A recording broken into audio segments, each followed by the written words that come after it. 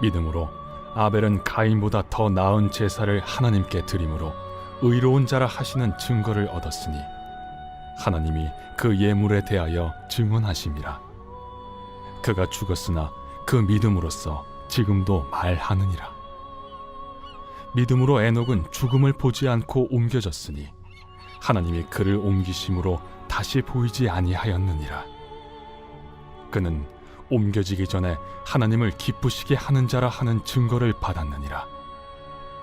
믿음이 없이는 하나님을 기쁘시게 하지 못하나니 하나님께 나아가는 자는 반드시 그가 계신 것과 또한 그가 자기를 찾는 자들에게 상 주시는 이심을 믿어야 할지니라.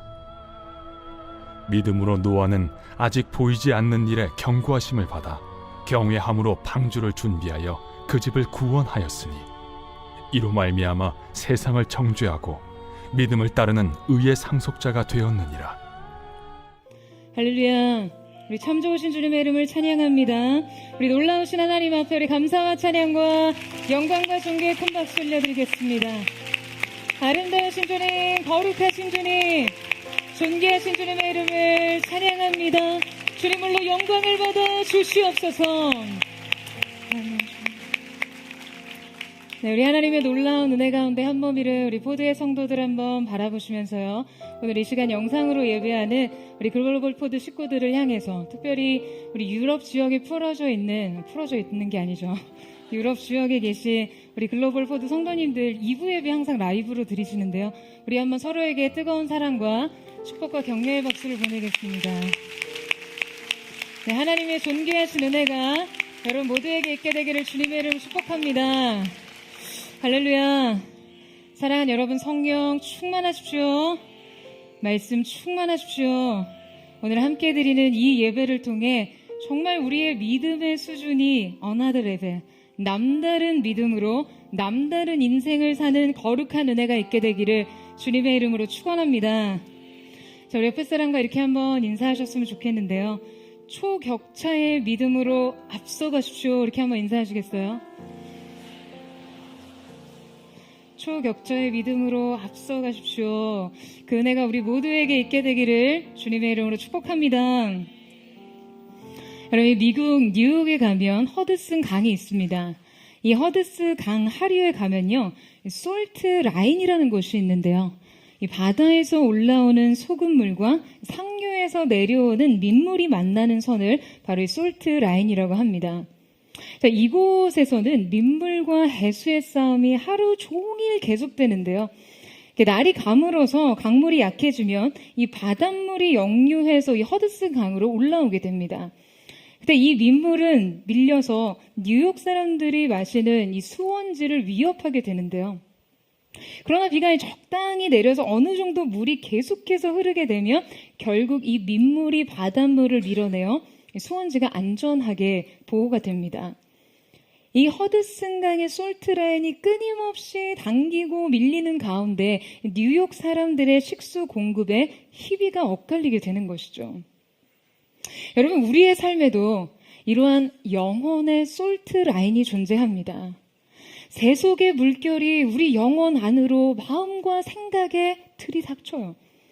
믿음과 두려움의 경계, 사랑과 냉소의 경계, 포용과 배척의 경계, 소망과 절망의 경계가 날마다 엎치락 뒤치락 하죠. 마치 이 해수와 민물의 싸움처럼 내적으로 갈등하며 주도권 싸움이 계속됩니다. 이때 성령의 단비로 믿음과 소망이 비관과 두려움을 밀어내고 올라오면 여러분, 우리의 삶은 안전하게 보호가 됩니다.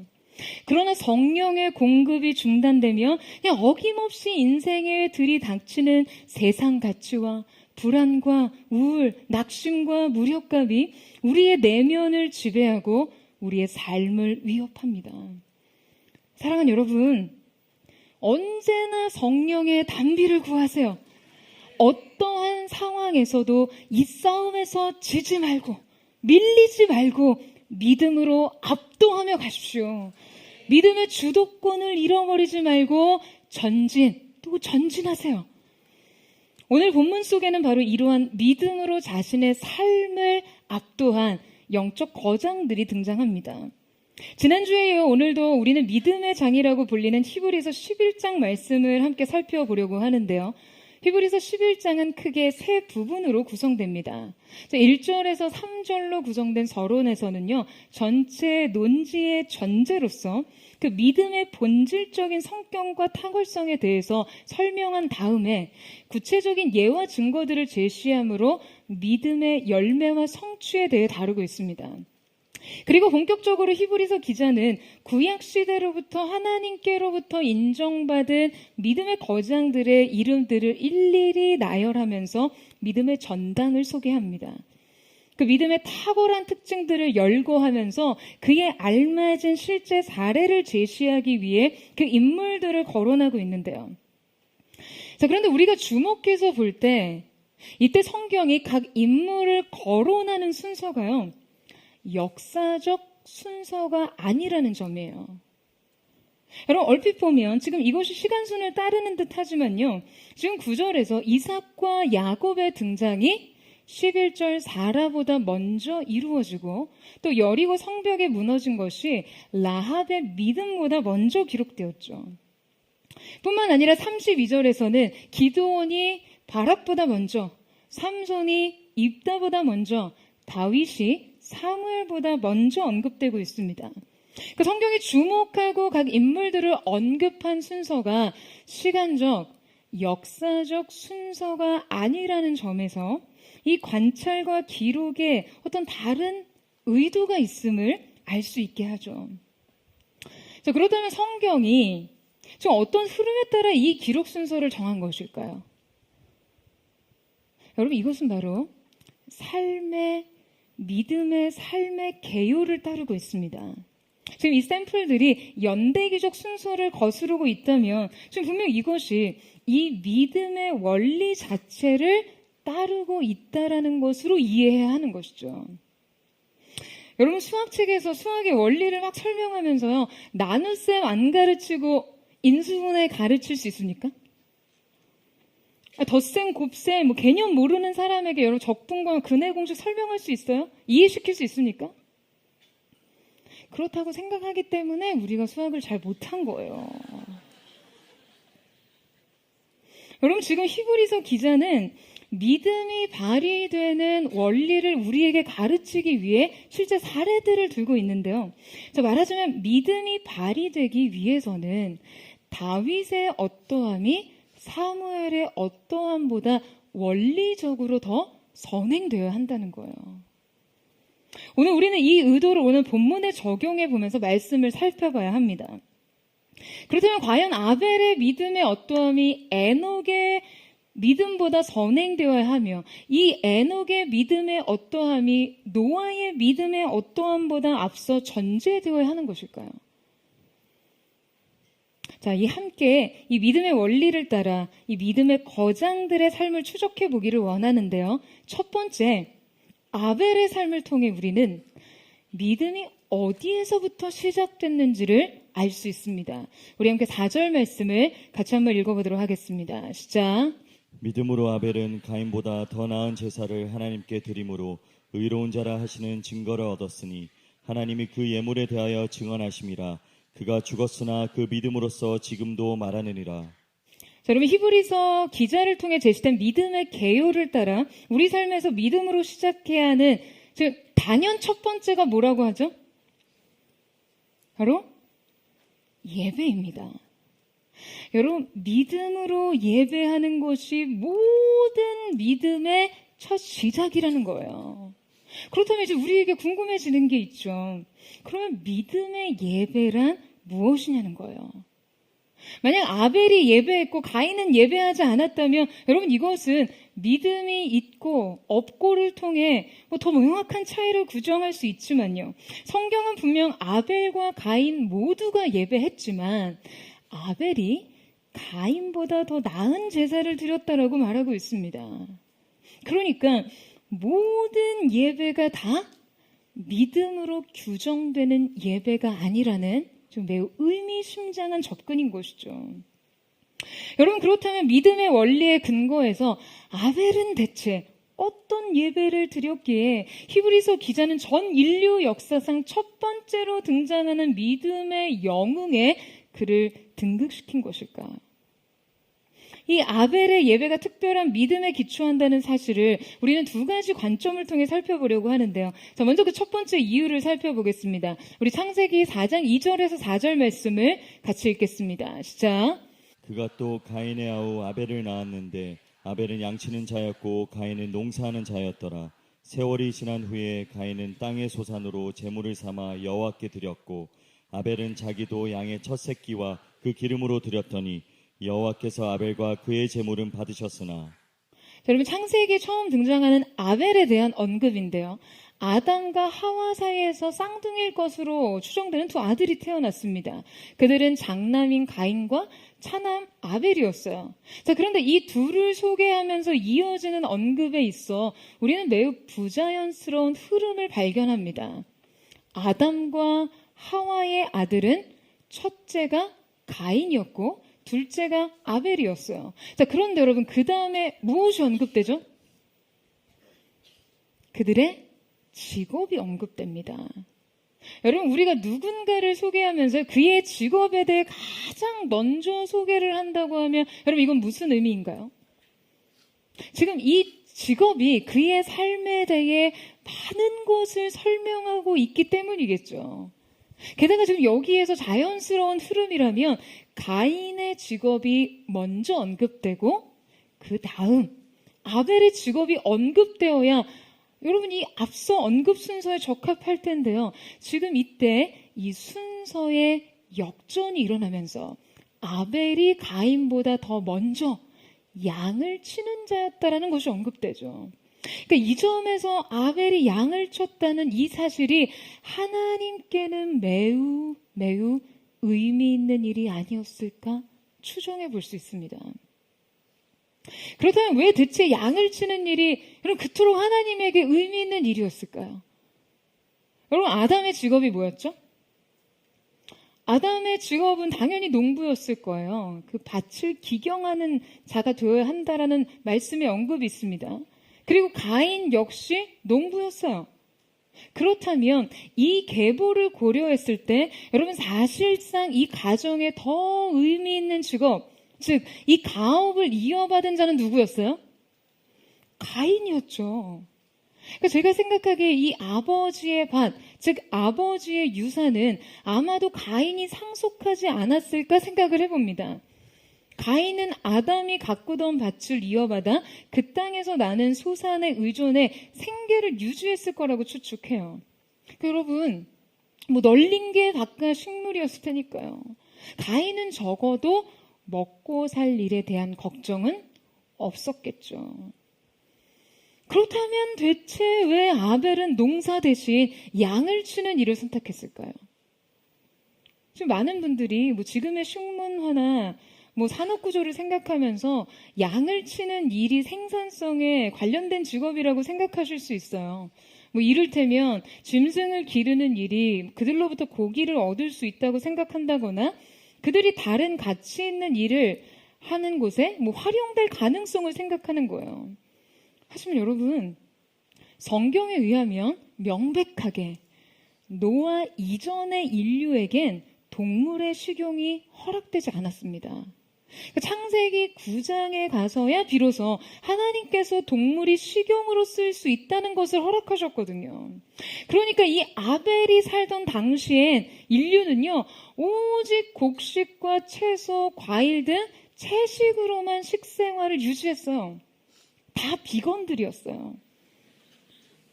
아니 뭐 그렇다고 양을 가지고 소처럼 밭을 갈거나 뭐 낙타처럼 광야나 사막을 이동하는 교통과 뭐 운송수단이 되거나 뭐 말처럼 군사용 목적으로 쓰이지도 않았을 거예요. 그러니까 인류 최초의 생태계, 그 생존 상태를 고려해 본다면 사실상 이 양은요 매우 쓸모없는 동물이었습니다. 먹지도 못하고 돈도 안 되고 쓸모도 없고 전혀 유용하지 않아요. 그렇다면 왜 아벨은 하필 양을 치는 삶을 선택한 것일까요? 먹고 살 길을 택했다면 어디든 정착해서 밭을 일구고 가꾸는 것이 훨씬 더 나았을 텐데요. 그냥 농사일은 죽어도 하고 싶지 않고 내 적성에 안 맞는다고 생각했다 해도 여러분 굳이 아무짝에도 쓸모없는 일을 직업으로 택한 데에는 여러분 뭔가 이유가 있지 않았겠어요? 여러분 성경의 이러한 맥락들을 고려했을 때 가장 먼저 하나님께서 그가 양을 치는 사람이었다는 것을 매우 의미 있게 생각하신 것과 이것이 하나님이 기뻐하신 그의 믿음과 연관이 있다는 것과 또 앞서 하나님께서 양의 가죽으로 추정되는 가죽옷을 아담과 하와에게 지어 입히셨다는 것, 그리고 아벨이 이르러 제사 제도가 생겼을 때 속죄양의 희생이 필요했다라는 여러 정황들을 고려했을 때 아벨이 분명 이 양을 기르는 일을 예배와 연관지어 선택했을 거라고 추측할 수 있습니다. 양을 기르는 것과 예배를 드리는 일에는요, 서로 중요한 필요가 맞닿아 있었어요. 아벨은 분명 하나님께 나아가기 위해서는 반드시 이 양이 필요하다라는 것을 알았던 것이죠. 양의 존재는 하나님과 자신을 이어주는 유일한 매개체였어요. 그러니까 타락하고 범죄한 인간이 주님 앞에 설 수 있는 유일한 방법은 지금 이 속죄양에 달려 있었으니까요. 그래서 그는 자신의 육적인 필요, 그 육신적인 필요, 배부름, 조금 더 잘 먹고 잘 사는 일, 안락한 삶, 넉넉한 소유 따위를 계산하지 않았습니다. 예배의 필요에 따라 살아가는 일을 결정지었던 것이죠. 아벨의 예배가 믿음의 예배였던 이유 첫 번째는 그가 예배를 위해 삶을 선택했기 때문입니다. 여러분 이것이요 바로 믿음으로 드려진 예배입니다. 여러분 그의 예배는 단지 그냥 한 번의 예배, 한 번의 제물에서 결정된 것이 아니었어요. 단지 양이냐, 곡식이냐, 처음 것이냐, 유일한 것이냐 뭐 이런 원인 때문이 아니었어요. 그의 예배에는 그의 모든 삶의 초점이 향해 있었습니다. 그의 예배에는 삶의 목적이 향해 있었어요. 삶의 모든 행위가 이 예배를 위해 존재했던 것이죠. 바로 양을 예배하는 것 말이에요. 여러분 결국 이것은 하나님의 필요와 하나님의 마음을 향해 있었던 일이었습니다. 아벨의 예배가 믿음의 예배였던 이유 두 번째는 예배가 결코 수단이 되지 않았다는 것이에요. 여러분 분명 가인과 아벨 두 사람 다 죄악 중에 잉태됐고 죄 가운데 태어났습니다. 두 사람 모두 타락한 인간의 자손이고요. 에덴에서 추방당한 채 에덴 밖에서 태어났어요. 출생의 조건, 생존의 조건은 비슷했어요. 하지만 이 둘의 극명한 차이는 바로 예배에서 드러났습니다. 주목할 것은 가인은 분명하게 계시된 속죄양에 대한 그 하나님의 뜻을 거부하면서도 사실상 예배를 드리기는 했다는 거예요. 여러분 이것은 어떤 의미인가요? 그가 하나님의 뜻과 하나님의 방식이 아닌 자신이 원하는 방식으로 하나님을 예배함으로써 예배 자체가 자신의 의가 되도록 했고 예배로서 자신의 반역을 은폐하고자 했습니다. 그에게 예배는요, 예배 자체가 자신의 의였고 자기 정당성이었어요. 여러분 제가 주중에 굉장히 흥미로운 영상을 하나 봤는데요. 영상 속에서 이 미국의 한 목사님이 바디빌더를 준비하는 세이코라는 한 청년을 옆에 두고서는 막 화를 내고 있는 거예요. 지금 이 세이코와 나는 같은 체육관에 다니고 있는데 같은 음악을 들으며 같은 기구로 운동을 하고 있는데 왜 내 몸은 이 모양이냐는 거예요. 아니 그걸 왜 성도한테 저렇게 화를 내면서 그의 탄탄한 근육질의 몸매의 청년과 달리 제가 보기에 그 목사님의 몸은 그냥 너무 흐느적거리고 그냥 막 흘러내리고 있었거든요. 그래서 화가 난대요. 도대체 자기랑 세이코가 다른 이유가 뭐냐는 거예요. 우리 몸이 왜 다르냐는 거죠. 그런데 분명한 것은 결코 이것이 누구의 탓도 아닌 자신의 문제라는 거예요. 여러분, 그렇다면 뭐가 문제고 무엇이 이 둘의 차이점을 만드는 원인입니까? 여러분, 그 이유는요, 이 운동이 주는 영향이 서로에게 달랐던 거예요. 같은 헬스장에 다녔고, 같은 부위를 훈련했고, 같은 무게를 들었지만 지금 자신에게는 자신의 무절제한 삶의 정당성이 바로 이 운동에 있었고요. 이 세이코에 관리되고 굉장히 절제된 삶의 책임성도 바로 이 운동에 있었던 것이죠.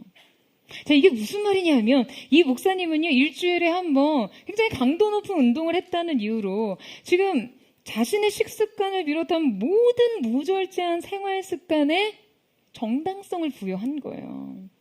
오늘 이 한 운동이 자신의 나머지 일주일을 그냥 정당화 시켜주기를 바란다는 거예요. 나 지금 운동했으니까 저거 먹어도 돼. 나 운동했으니까 저거 해도 돼. 그러니까 여러분, 수많은 사람들이요, 한 번 운동을 했다는 이유로 운동은 무섭게 폭식을 하는 이유가 바로 이런 거죠. 공감되세요? 그냥 운동했으니까 이 정도는 먹어야지, 이 정도는 좀 먹어줘야지 라는 정당성이 생긴다는 거예요. 반면에 세이코는 강도 높은 운동을 했다는 이유로 삶의 다른 부분들까지도 모두 컨트롤한다는 거예요. 헬스장을 나갈 때도 헬스장을 집으로 가져간다는 거죠. 운동을 했기 때문에 이 음식을 먹으면 안 돼. 이렇게 훈련을 했기 때문에 이런 습관은 가지면 안 돼. 이 운동을 헛되게 하는 어떤 행동도 해서는 안 돼가 삶의 행동을 규제하고 지배하는 거예요. 세이코는 운동이 자기 삶을 변화시키게 만들었고, 목사님은 운동으로 자기의 삶을 정당화하는 데 사용했다는 거예요. 여러분, 이에 비추어 오늘 여러분에게 이 예배는 어떤 것입니까? 주일에 한번 뜨겁게 한번 예배 드렸으니까 이 정도는 해도 되고, 이렇게 살아도 되고, 그렇게 여러분의 삶을 정당화하는 것에 멈춰 있습니까? 아니면 이 예배를 여러분의 삶으로 가져가, 이 예배가 여러분의 삶을 다스리고 통제하고 지배하고 이끄는 능력이 되게 하고 계십니까? 여러분, 우리의 예배도요, 우리의 영적인 삶에 이와 같은 기준으로 적용될 수 있다는 것을 주의하셔야 돼요. 내가 주일에 한 번 나와서 이 정도 뜨겁게 예배했으니 됐지 뭐 이런 의식을 가지시면 안 됩니다. 결코 충만한 예배가 방만한 삶의 정당성을 줄 수 없습니다. 여러분, 오히려 한 번의 예배가 삶의 전 영역을 지배하고 다스리고 절제할 수 있어야 합니다. 여러분, 아멘이세요? 이렇게 예배했으니까 또 이렇게 준비해야지. 이렇게 예배했으니까 이렇게 살아야지. 다스려야지. 절제해야지. 참아야지. 삶의 정당성이 아니라 책임성이 되어야 한다는 것이죠. 여러분, 저는 저와 여러분, 오늘 드리는 이 예배가 여러분의 삶을 지배하고 여러분의 삶을 견인하는 능력이 되기를 주님의 이름으로 축원합니다. 여러분, 가인의 예배는요, 그에게 자기 정당성을 부여하는 예배에 불과했어요. 그래서 그는 하나님이 그에게 요구하신 기준과 방식에 아랑곳하지 않았습니다. 여러분, 하나님이 정하신 하나님의 방식대로 나아가지 않는 예배, 하나님에 의한, 하나님을 위한 예배가 아닌 그 밖의 모든 예배는요, 모두 자의적 예배입니다. 하지만 아벨은 자신의 기준과 뜻이 아닌 하나님의 기준과 하나님의 뜻에 의한 예배를 드렸어요. 단지 외적인 의무를 수행하는 것이 아니었어요. 그는 원천적으로 자신의 모든 행위에 앞서 이 어린 양이 있어야 한다라는 것을 인정한 것이었습니다. 여러분, 이것이 바로 아벨의 예배의 우월성이죠. 여러분, 하나님께서는 아벨의 예배를 받으셨고 후대의 믿음의 전당에 그의 이름을 제일 먼저 기록하십니다. 하나님의 뜻대로 예배한 예배자, 그의 구별된 예배, 그가 자기의 삶을 이 예배 앞에서 결정했던 것, 예배 외의 모든 삶도 예배에 의해 같이 선택했던 것을 하나님께서 기뻐하셨던 것이죠. 여러분, 이 한 번의 예배가 여러분에게 어떠한 의미입니까? 여러분, 한번 생각해 보세요. 여러분, 정말 이 예배를 위해서 여러분의 믿음을 드리고 있습니까? 이 한 번의 예배를 위해 삶의 내용을 선택하고 예배를 결코 수단화하지 않고 살아가고 계세요? 사랑하는 여러분, 예배가 시작입니다. 여러분, 아멘이세요? 예배를 바로 세우지 않고 여러분, 우리는 결코 우리의 믿음을 바르게 할 수 없습니다. 저는 뜨겁게 예배한 이 시간이 정말 여러분의 삶의 남은 일상을 지배하고 변화시키고 이 예배가 삶의 새로운 시작이 되기를 주님의 이름으로 축원합니다. 이 예배가 여러분의 삶의 모든 무책임하고 무질서한 삶을 정당화하는 예배가 아니라 남은 현실의 일상의 모든 삶에 대한 영적 책임을 부과하는 거룩한 예배 되기를 주님의 이름으로 축복합니다. 자, 이제 우리는 두 번째 믿음의 거인인 이 에녹의 삶을 살펴보고자 합니다. 히브리서 기자는 믿음의 거인 두 번째 에녹의 사례를 들고 있는데요. 자, 우리는 앞서 아벨의 삶을 통해 믿음의 삶이 어디에서부터 시작됐는지 알 수 있었다면 에녹의 삶을 통해 믿음이 무엇으로 구성되었는지를 알 수 있습니다. 자, 5절 말씀을 같이 한번 읽어보도록 하겠습니다. 5절 말씀 시작. 믿음으로 에녹은 죽음을 보지 않고 옮겨졌으니 하나님이 그를 옮기심으로 다시 보이지 아니하였느니라. 그는 옮겨지기 전에 하나님이 기쁘시게 하는 자라 하는 증거를 받았느니라. 여러분, 히브리서 기자는 그의 믿음으로 지금 그가 죽음을 보지 않았다고 했습니다. 이 믿음으로 죽음을 보지 않았다는 것은 대체 어떤 의미일까요? 여러분, 분명 인류 역사상 그는 죽음을 보지 않고 옮겨진 매우 획기적이고 초월적인 사건의 주인공이었지만 여러분, 성경엔 지금 그의 삶에 대한 자세한 기록이 없습니다. 기록된 것을 토대로 그의 삶을 구성하자면 지금 그가 하나님과 동행했다는 것 외에 다른 특징이 없었다는 거예요. 여러분, 그런 말이 있습니다. 역사가 없는 나라의 국민이 행복하다. 그러니까 전쟁과 변혁, 혁명과 침략과 같은 사건이 없이 그냥 아주 그저 단조로운 연대기를 가진 국민의 삶이요, 실제 더 행복할 수 있다는 거죠.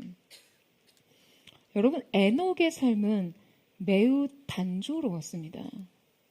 하나님과 그가 동행하였다라는 이 한 줄 외에 그의 삶을 설명할 게 없었어요. 그런데 여러분, 바로 이것이 그의 삶의 놀라운 비밀입니다.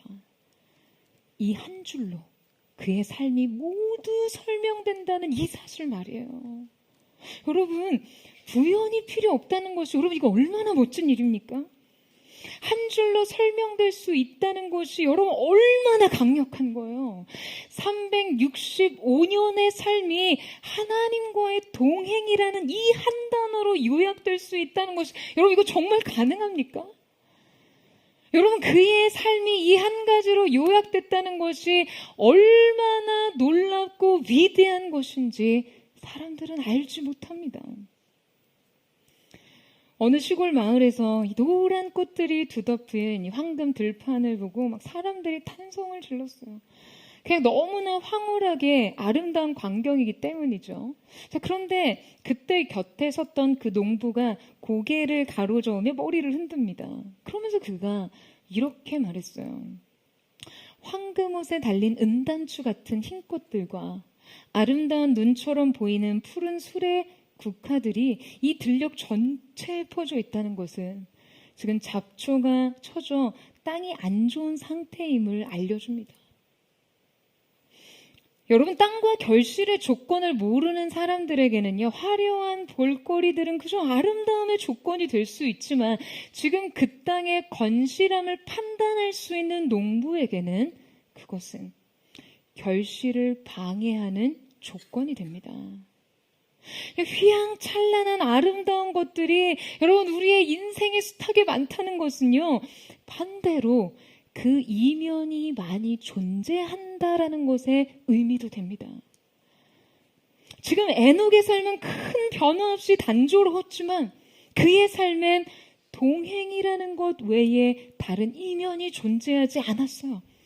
그의 삶은 오직 이 한 가지 조건 안에서 충분한 만족을 누렸고, 이 만족은 한때 그저 일시적으로 찾아왔다가 일시적으로 사라진 것이 아니라 그의 일평생 지속적으로 존재했습니다. 그의 삶의 단면 어디를 쪼개어 봐도 그의 인생은요, 이 하나의 단어로 설명될 수 있었어요. 바로 동행 말이죠. 여러분, 누군가와 동행한다는 것은요, 그의 존재를 계속해서 의식하는 것입니다. 에녹은 하나님의 존재를 계속해서 의식했고 이 의식을 지속했어요. 에녹의 믿음은 매 순간 의식하는 믿음이었어요. 여러분, 이 에녹의 시대는요, 인류에게 죄가 범람하고 타락이 만연하던 시대였습니다. 자, 에녹의 자녀가 누구였죠? 에녹의 자녀였던 무드셀라가 노아 시대의 물심판을 면한 마지막 계보였어요. 그러니까 인류는 계속해서 하나님으로부터 멀어지고 죄악은 번식했고 인간의 삶은 부패하고 있었습니다. 그런데 인류의 본성과 죄의 경향성을 거스르고 이 동행을 지속할 수 있었던 그 특별한 자질이 그럼 에녹에게 있었던 것일까요? 이 에녹의 동행을 가능하게 했던 것은 여러분 무엇이었을까요? 우리가 주목해 볼 것은 그의 이 의식의 전환에 결정적인 계기를 제공한 것으로 추정되는 사건이 지금 성경에 기록되어 있다는 거예요. 창세기 5장 21절에서 24절 보시겠어요? 같이 한번 읽겠습니다. 시작. 에녹은 65세에 무두셀라를 낳았고 무두셀라를 낳은 후 300년을 하나님과 동행하며 자녀들을 낳았으며 그는 365세를 살았더라. 에녹이 하나님과 동행하더니 하나님이 그를 데려가심으로 세상에 있지 아니하였더라. 그럼 성경의 기록에 따르면 이 에녹이 65세에 무두셀라를 낳았는데요. 자, 무두셀라를 낳은 후에 그가 하나님과 동행했다라고 했습니다. 성경의 기록대로라면 자녀를 낳음이 어떤 영적 변화의 결정적 계기가 됐다는 것 외에 다른 의미를 파악할 수 없어요. 자, 그러니까 자녀를 낳음과 하나님과의 동행 사이에 아주 명백한 상관관계가 있다는 거예요. 자, 그런데 우리가 그걸 주목해 보자니 지금 창세기 5장 전체가요, 바로 이 자녀를 낳음을 굉장히 중요한 사건으로 기록하고 있다는 거죠. 지금 5장에는 아담의 계보가 기록되어 있는데요. 끊임없이 낳고의 연속입니다.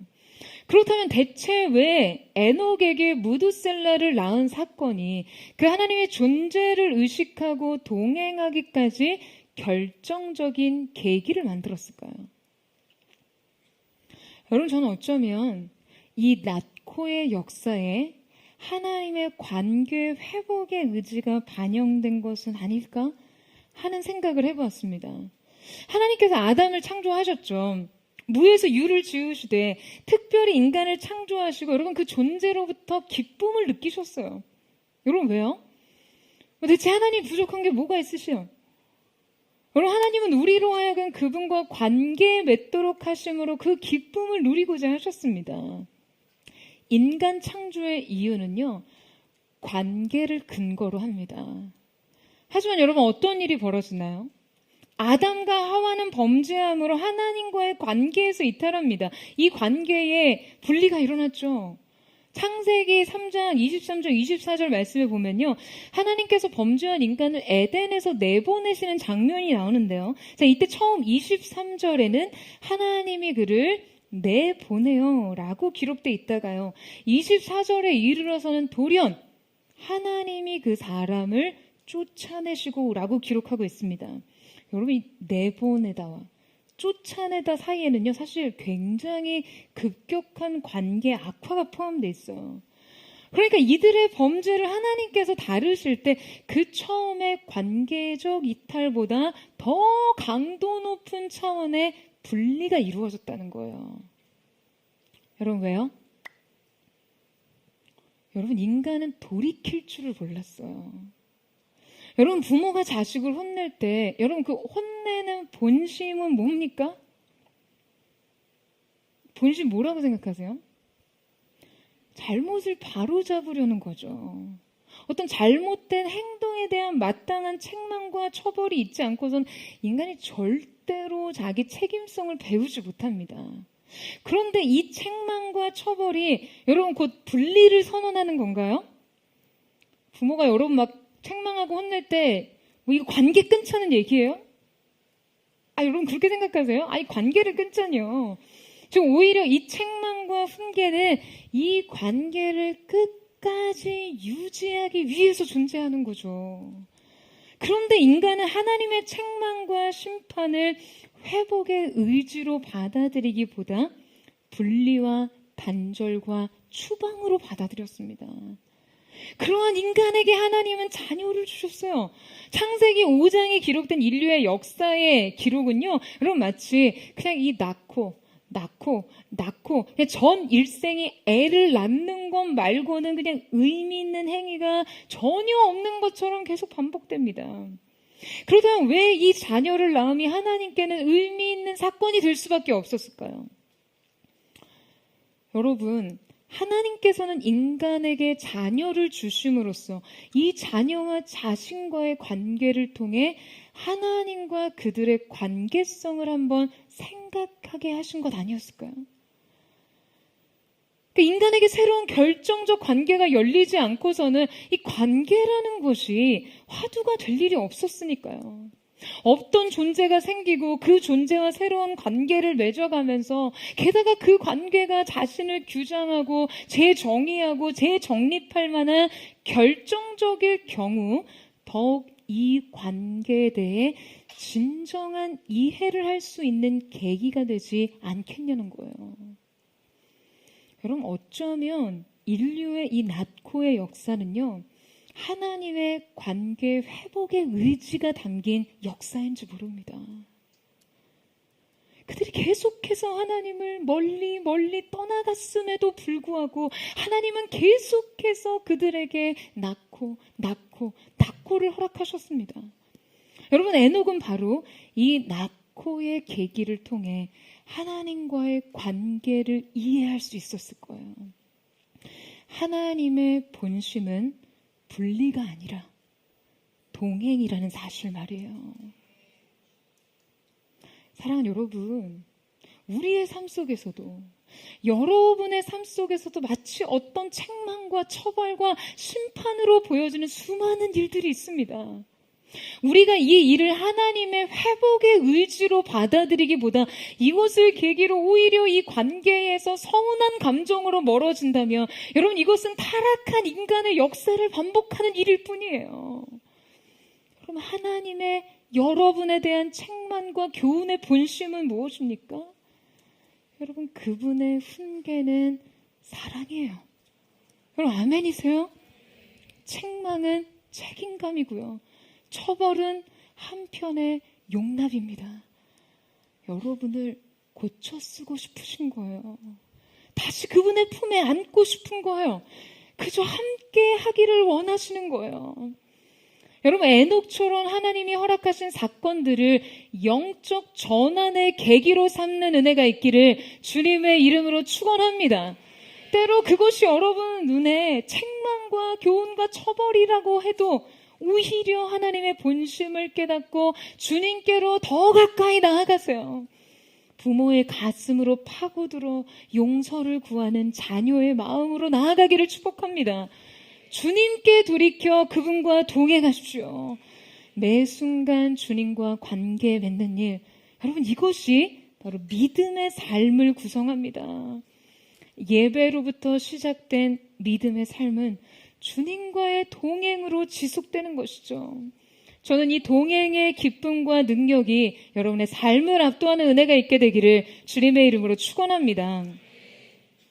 자, 그렇다면 이제 우리는 에녹 다음에 등장한 믿음의 영웅 노아를 살펴볼 차례인데요. 자, 앞서 히브리서에 언급된 인물들의 순서가 지금 믿음의 원리상 선행되어야 할 믿음의 요건들을 따르고 있다라고 말씀드렸죠. 그러니까 아벨을 통해 믿음의 시작을 보았고 에녹을 통해 믿음의 내용을 보았다면 자, 여러분 노아의 삶에서는 무엇을 봐야 합니까? 여러분 노아의 삶은 우리에게 믿음의 증거가 무엇인지를 보여주고 있습니다.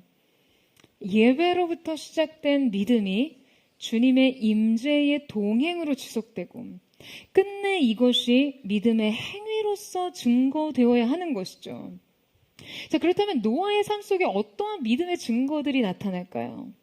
자, 우리 한번 6절에서 7절 말씀을 같이 읽겠습니다. 시작. 믿음이 없이는 하나님을 기쁘시게 하지 못하나니 하나님께 나아가는 자는 반드시 그가 계신 것과 또한 그가 자기를 찾는 자들에게 상 주시는 이심을 믿어야 할지니라. 믿음으로 노아는 아직 보이지 않는 일에 경고하심을 받아 경외함으로 방주를 준비하여 그 집을 구원하였으니 이로 말미암아 세상을 정죄하고 믿음을 따르는 의의 상속자가 되었느니라. 자, 여러분 노아는 죄가 관영하고 패역한 세대 가운데서 하나님이 계신 것과 그분을 찾는 이에게 상 주시는 이임을 믿었습니다. 여러분 이러한 믿음의 결정체가 어디에서 드러나죠? 여러분 노아의 방주는 지금 바로 노아의 믿음의 결정체입니다. 히브리서 기자는 지금 노아의 믿음을 인정하면서 그가 아직 보이지 않는 일을 경고하심을 받았지만 방주를 준비했다는 것을 의롭게 여겼습니다. 그러니까 이때 아직 보이지 않는 일은요, 단지 어떤 미래적인 일, 아직 일어나지 않는 일, 이제 곧 다가올 일만 의미하는 것이 아닙니다. 노아에게 아직 보이지 않았던 일은 그에게 이전에는 아예 경험되지 않았기 때문에 이 개념적으로요, 자기의 생각으로 절대 이해할 수 없는 일이었어요. 제가 이전에 노아의 삶에 대해서 설교를 하면서 이미 언급했던 부분인데요. 여러분, 노아 시대에는 지구의 생태계가 지금과 전혀 달랐습니다. 노아 시대에는 아예 비가 내리지 않았어요. 비가 없었어요. 비도 홍수도 없었을 뿐만 아니라 지금 노아가 거주했던 이 내륙 지방에서는 더욱이 배라는 것을 경험할 일도 없었겠죠. 그러니까 노아는 그야말로 전혀 경험되지 않았고 전혀 이해되지 않는 일을 예비하기 위해서 그 맨 땅에 배를 지었습니다. 노아가 하나님의 경고를 받아들인 거예요. 여러분, 노아는 당시 사람들에게도 이 심판에 대한 메시지를 전했습니다. 하지만 어느 누구도 이 경고에 대해 두려움을 느끼지 않았어요. 그들은 태평했습니다. 그들은 계속해서 죄를 지었고 계속해서 먹고 마시고 장가들고 시집가고 삶을 즐겼어요. 하지만 노아만큼은 달랐어요. 그는 하나님의 경고 앞에서 경외심을 느꼈습니다. 이 큰 두려움 속에 그는 이제껏 한 번도 경험해보지 않은 자신의 생각과 개념과 사고의 구조 안에서는 결코 이해할 수 없는 배를 짓습니다. 노도 없고 돛도 없고 키도 없고 닷도 없는 배를 말이죠. 여러분, 하나님이 여러분의 삶에 영적 경고를 주실 때 여러분 어떻게 반응하시나요? 이 경고가 우리에게 매우 엄중하고 굉장히 심각하다 해도 당장 내가 오늘을 살아가는데 그 어떤 연관성도 찾을 수 없을 때 말이에요. 하나님께서 여러분에게 비전을 주실 때는 어떤가요? 한 번도 경험해 본 적 없고 상상조차 쉽지 않은 하나님의 계획에 연합해서 지금 나의 오늘, 이 생생한 나의 현실을 희생해야 할 때 말이에요.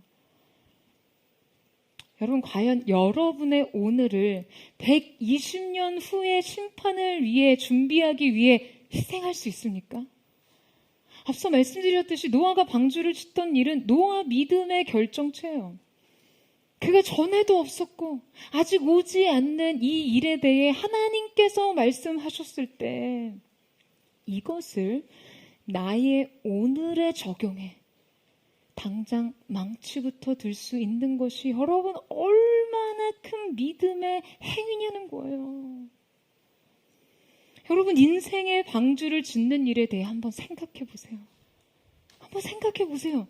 하나님이 요구하시는 거룩한 삶의 부담을 실제 지금 오늘 내 삶에서 끌어안을 수 있으시겠어요?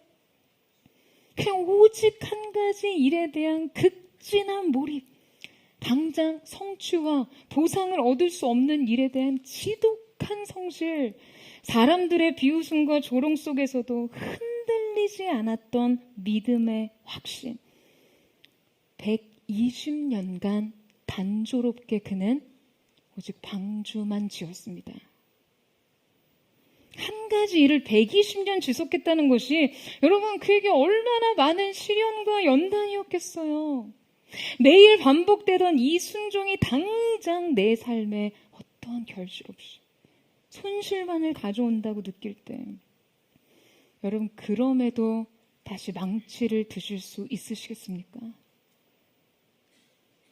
심리학자 앤더슨 에릭손 박사의 이 아웃라이어 책에 나타난 연구에 의하면요, 베를린 음악 아카데미의 바이올리니스트들은 대상으로 그들을 조사한 결과 최고 수준의 연주자들은 바이올린을 처음 접한 이후로 20세에 이르기까지 그들의 총 연습 시간이 1만 시간을 넘었다는 공통점을 발견하게 됩니다. 그러니까 연주자의 실력에 따라 최고 실력자들은 대개 20살에 이미 10,000시간의 이상의 축처, 그 다음 적당한 실력과 수준의 연주자들은 한 8,000시간 정도, 그리고 그 이하 연주자가 아닌 이제 교사로 정착한 학생들의 연습 시간은 한 4,000시간 정도로 이 시간의 축척이 지금 그들의 실력에 따라 매우 일정하고 고른 분포를 보이고 있다는 거예요. 그러니까 결국에 이 연구를 통해서요, 신경과학자 데니얼 레버티는 빌 게이츠나 스티브 잡스, 비틀즈 이런 세계 최고 수준의 실력을 갖추려면 한 분야에 1만 시간의 축척이 필요하다라는 결론을 냅니다. 이것이 바로 1만 시간의 법칙이죠.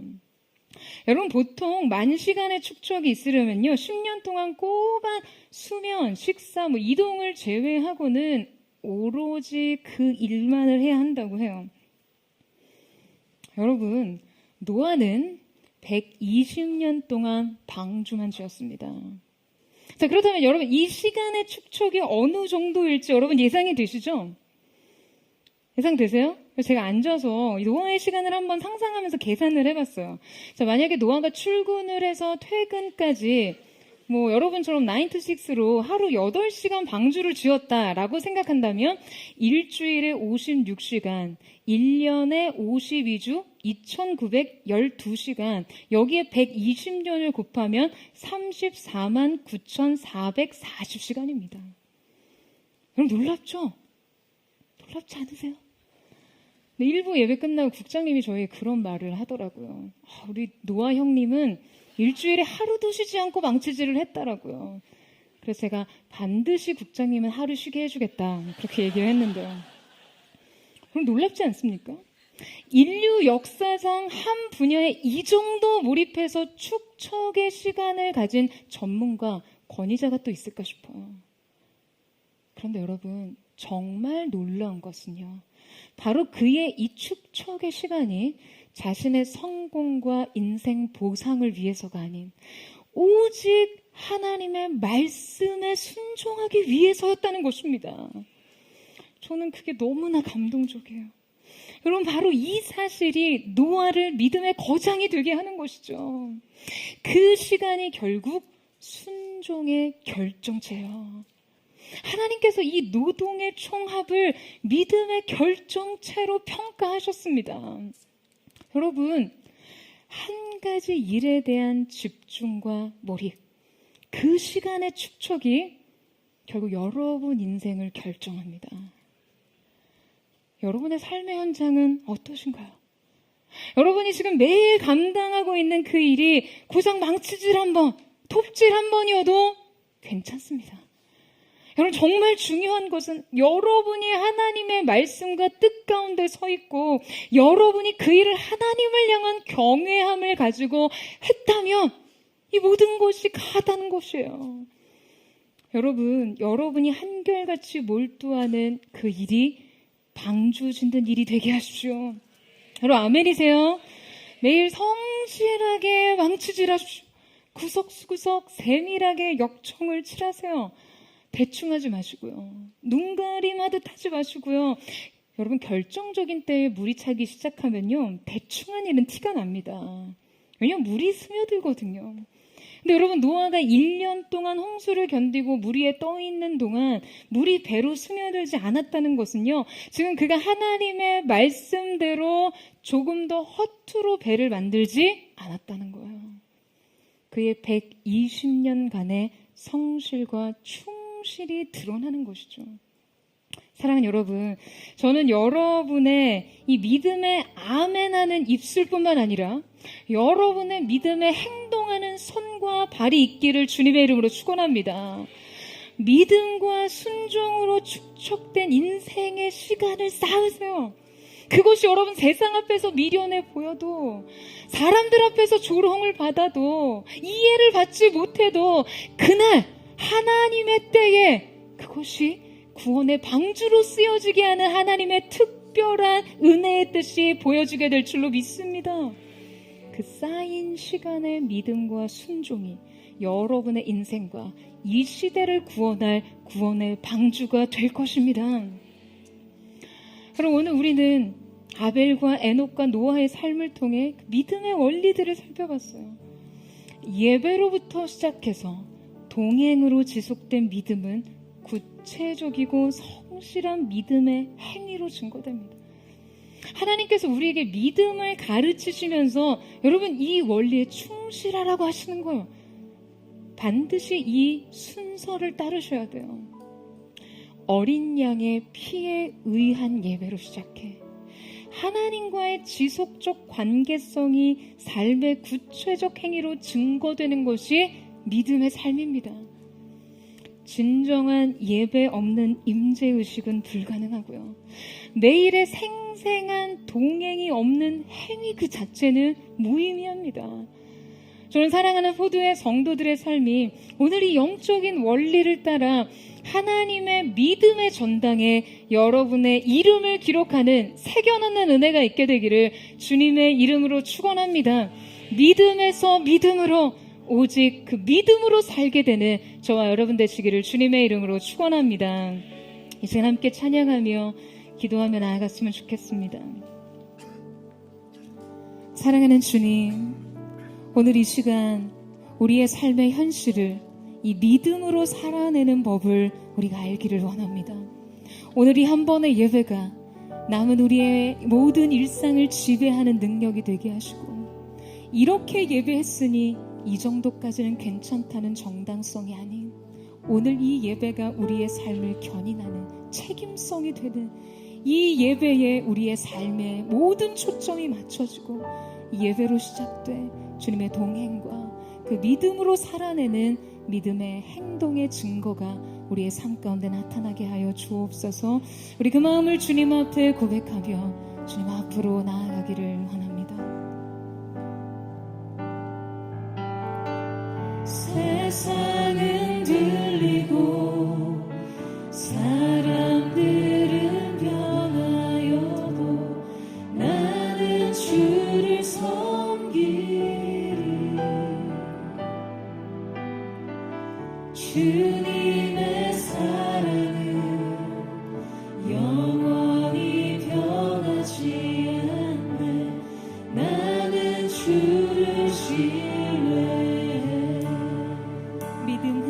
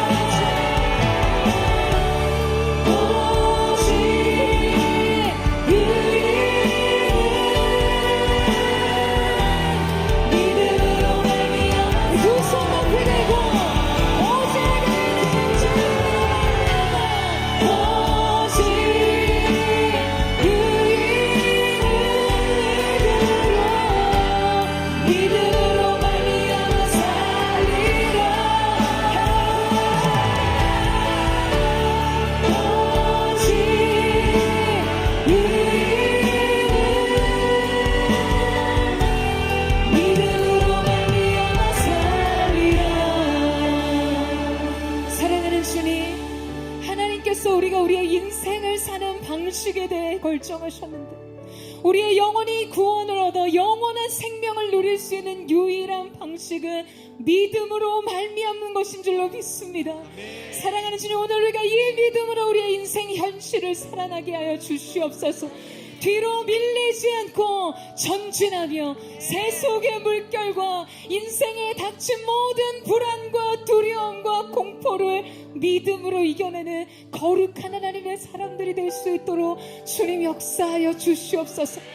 사랑하는 주님, 아벨이 자신의 인생을 다른 어떤 것이 아닌 양을 예비하는 인생으로 헌신했던 것처럼 자신의 삶 속에 더 많은 소유, 더 안정적인 삶을 누릴 수 있는, 사람과 세상의 인정을 받을 수 있는 다른 어떤 방식을 선택하기보다 예배로 자신의 삶을 결정했던 그의 믿음이 오늘 우리의 믿음이 될 수 있도록 역사하여 주시옵소서.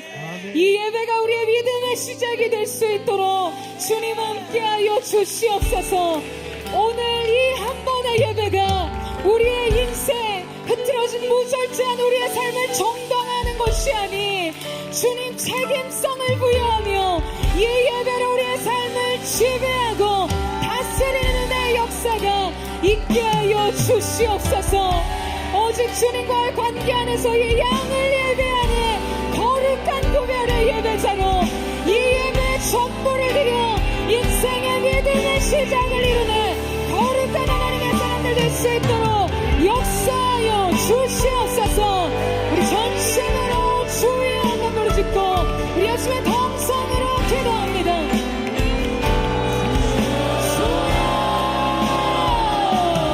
사랑하는 주님, 우리가 우리의 인생 속에 다른 어떤 것을 가능하기보다 양을 예비하는 인생으로 하나님과의 관계 속에 속죄해 있는 그 회복된 관계를 누리고자 우리의 전적인 삶의 모든 것이 이 예배의 영광을 향하게 하시고 예배로 그 예배의 간추로 인생을 결정짓는 거룩한 하나님의 사람들 될 수 있도록 역사하여 주시옵소서. 가인의 예배는 떠나갈지어다 하나님을 대지하 예배를 받으시는 하나님을 대지하 내 인생의 위로와 만족과 축복에 함몰된 모든 가인의 자의적인 예배, 인본주의적 예배 예수님으로 이름을 명하노니 국경과 끊어질지어다. 사랑하는 모든 성도들의 삶에서 이 가인의 영, 가인의 예배가 떠나가게 하시고 이 시대 속에 아벨의 예배를 회복케 하시는 예배로 시작된 사비들의 창조가 주님 이 시대와 교회 가운데 있을 수 있도록 주님 역사하여 주시옵소서. 양을 예비하는 인생, 그 양을 예비하는 인생, 하나님께 우리 믿는 인생, 주님께 인정받는 인생으로 주님 앞에 설 수 있도록 역사하여 주시옵소서.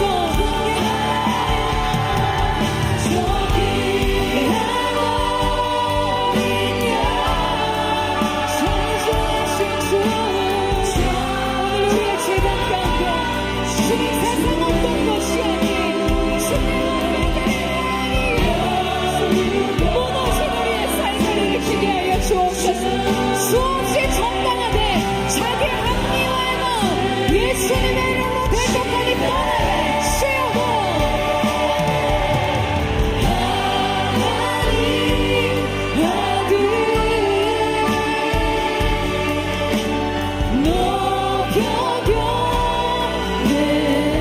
주님 예배의 영으로 기름 부어주십시오.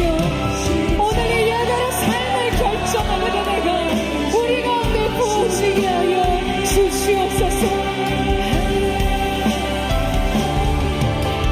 존귀하신 주 어리며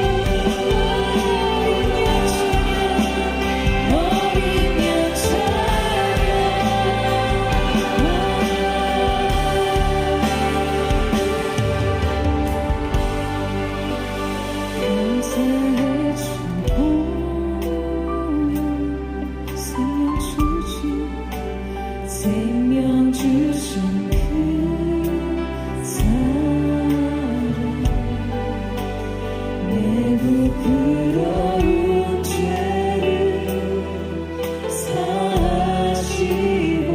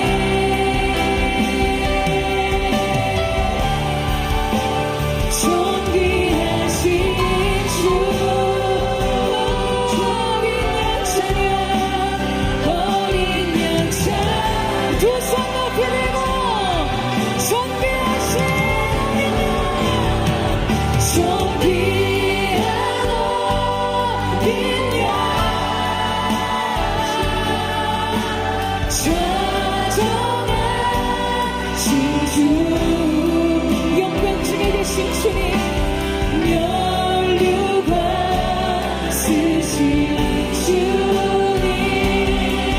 날 다스리시네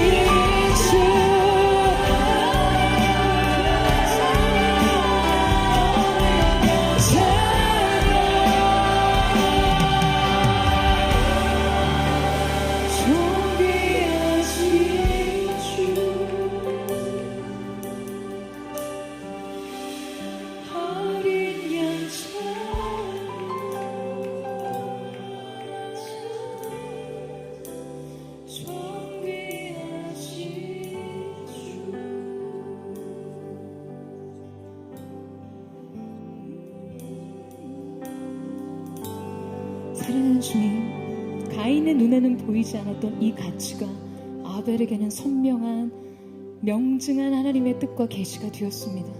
바로 우리의 인생에 어린 양의 보혈이 필요하다는 것, 그 예배의 관계의 시작이 인생의 모든 가치를 결정한다라는 그것, 가인의 눈에는 보이지 않았던, 가인에게는 선택되지 않았던 이 영적 가치를 아벨은 계승했습니다. 사랑하는 주님, 포도의 성도들의 인생 속에 이 아벨의 믿음, 이 아벨의 예배가 세워지게 하여 주시옵소서. 자신의 인생의 전 존재의 모든 가치를 예배로 결정하고, 예배가 인생의 많은 것을 결정하는 기준이 되고 가치가 되는 것을 주님 우리로 하여금 고백할 수 있도록 주님 역사하여 주시옵소서. 이 예배로 시작된 믿음이 우리의 삶을 지속하는 동행의 능력이 될 수 있도록 주여 역사하여 주시옵소서. 사랑하는 여러분, 여러분의 전 인생의 모든 삶을 단 한 줄로 요약하라고 할 때 그것이 하나님과의 동행이라고 한다면 여러분 좀 심심한 생각 드십니까? 고루하고 지루하고 화려하지 않는 그 단조로운 삶의 그 한 줄이 어쩌면 세상 속에 물든 우리의 마음 속에는 별로 매력적이지 않을 수 있어요. 그러나 여러분, 화려한 삶의 많은 조건 이면에 존재하는 것은 영적인 척박함일 수 있습니다. 저는 정말 오늘 이 시간 우리 안에 영적인 생명을 잉태케 하신 하나님, 주님 그 가운데 하나님과의 관계 안에 이 동행의 신비가 기쁨으로 새겨질 수 있도록 역사하여 주시옵소서. 다른 어떤 가치보다 우리의 인생 단 한 줄, 그의 인생 하나님과 동행하였더라. 이 하나로 설명될 수 있는 인생의 영화를 보게 하여 주시옵소서. 오직 하나님을 사랑하는 기쁨으로 그것을 고백할 수 있는 하나님의 사람들의 마음이 주 앞에 예비되게 하여 주시옵소서. 단조롭고 반복되고 때로는 몸이 건조해 보이는 반복된 일상의 삶 속에서도 하나님의 동행의 밀도로 우리의 삶을 농도 있게 살아내는 에녹과 같은 하나님의 사람들이 일어나게 하여 주시옵소서. 그 하나님과의 연합의 기쁨을 누릴지어다. 우리 그날 고백하며 주여 한번 부르짖고 우리 예수의 동성으로 기도합니다.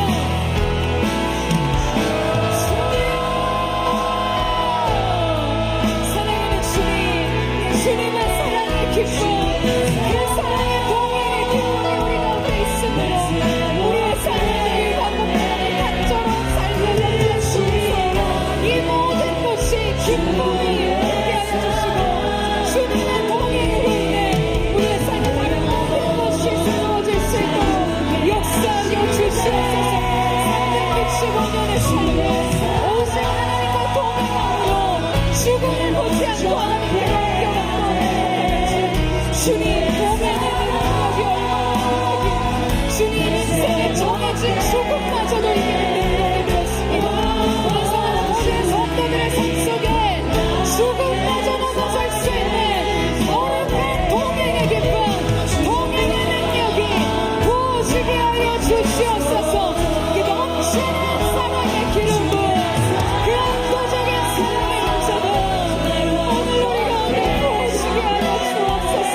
그 능력으로 인생을 살아가는 어른의 삶을 살수 있도록 역사하여 주옵소서.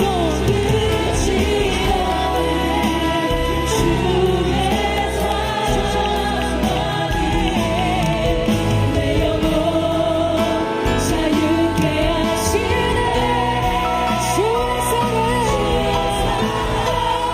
사랑 날 완전케 하네 주의 사랑 날 새롭게 하네 오 주님 나의 삶을 통해 주 사랑 나타내소서.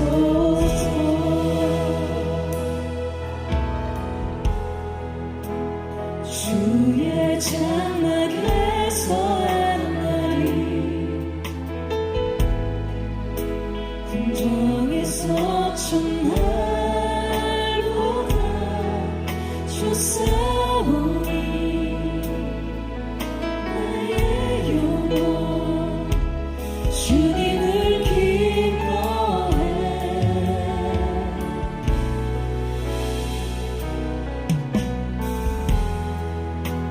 주의 성산에서 한 날이 궁궐에서 첫날보다 좋사오니 나의 영혼 주님을 기뻐해 주의 사랑 날 완전케 하네 주의 사랑 날 새롭게 하네 끝이 없는 주의 사랑만이 내 영혼 자유케 하시네 주의 사랑 날 완전케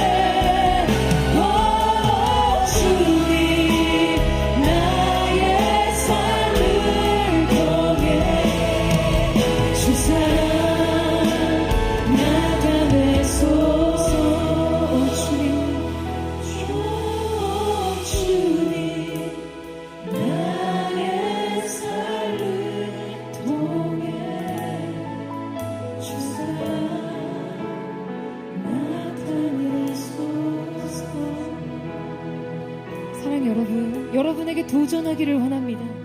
이제 여러분의 믿음에 아멘하는 믿음의 입술뿐만 아니라 행동하는 믿음의 손과 발이 있게 되기를 예수님의 이름으로 축복합니다. 세상이 먹고 놀고 누리며 시집가고 장가가는 그때 하나님의 사람 노아는 하나님의 경보를 경외함으로 들었습니다.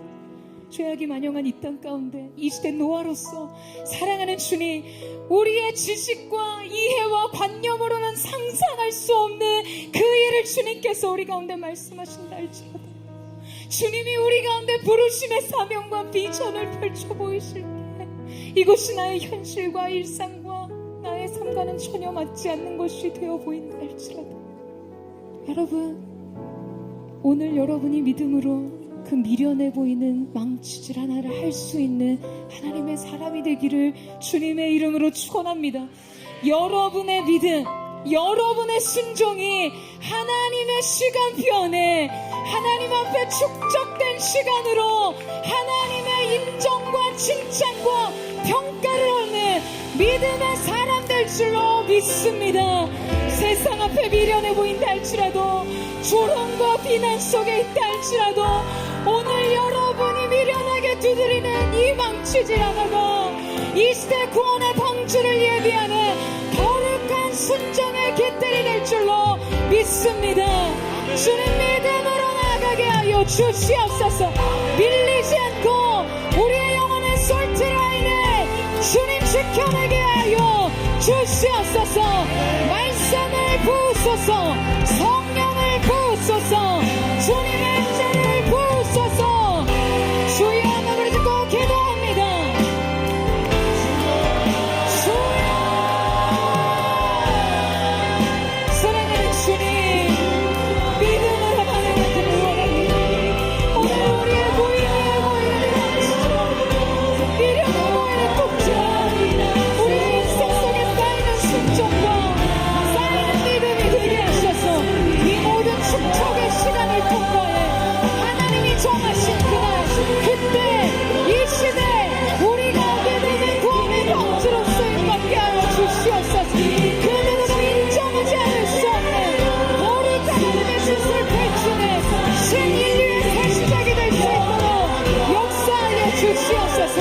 뒤로 물러난 측면에 빠진 자들이 되지 않게 하시고 거룩한 세대한 사람으로 오늘 이 시간 믿음의 사람으로 일어나 완전한 개인의 삶의 믿음과 순종을 충족하게 하여 주시옵소서.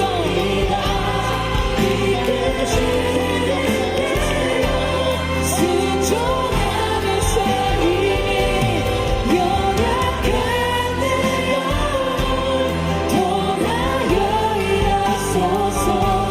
주님 나라와 그 뜻을 위하여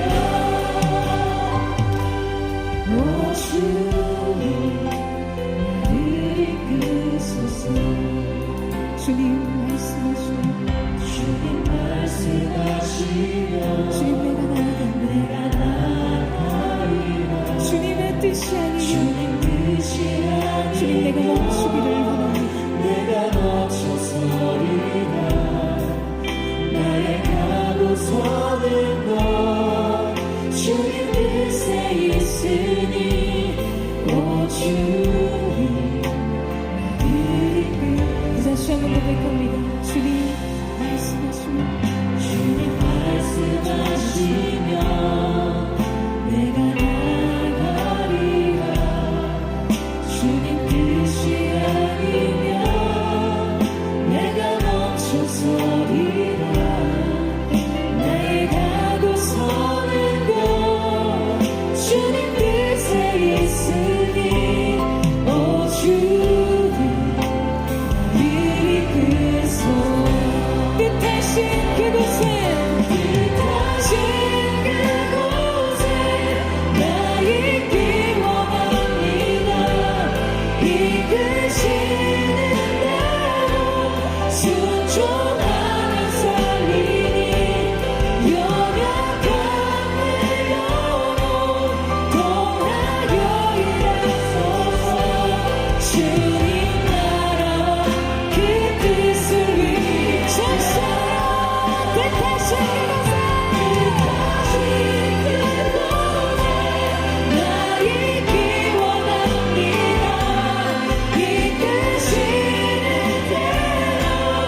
순종하며 살리니 영원한 주님을 통해 주님이라고 주옵소서. 주님 나라와 그 뜻을 위하여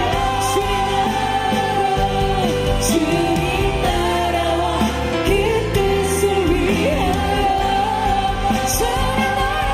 주님 나라와 그 뜻을 위하여 오 주님 나를 이끄소서 오 주님 나를 이끄소서 오 주님 나를 이끄소서 사랑하는 주님, 그 누구의 인정을 받지 않고 때로 세상이 미련하다 말하고 조롱을 받을지라도 주님이 말씀하셨다면 그 순종하는 일에 내 인생의 시간을 축적할 수 있는 믿음, 그 순종, 주님, 이것이 포드의 성도들의 것이 되게 하여 주십시오. 이 시대 포드처치가 주님 보시기에 이 120년의 순종을 하루같이 드릴 수 있는 믿음의 교회 되게 하여 주십시오. 주님, 이해할 수 없는 것이라 할지라도 믿음으로 오늘의 그 망치를 한 번을 주님 앞에 드릴 수 있는 이 현실로 살아가는 믿음의 능력이 우리의 것이 되게 하여 주시옵소서. 믿음으로 전진하고 또 전진할지어다. 영혼의 솔트라인을 확보할지어다. 세속의 물결을 믿음으로 들고 모든 두려움을 믿음의 능력으로 차단하고 계속해서 순종으로 걸어가는 거룩한 하나님의 사람들 되게 하여 주시옵소서. 오직 의인은 믿음으로 말미암아 살리라. 살게 되는 일이 있을 줄로 믿습니다.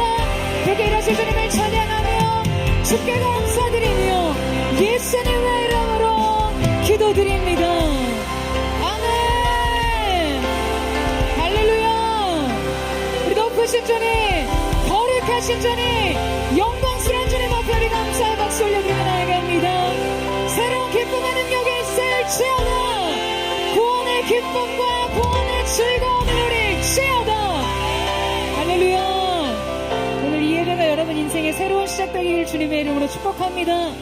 믿음의 새로운 시작되기를 예수님의 이름으로 축복합니다.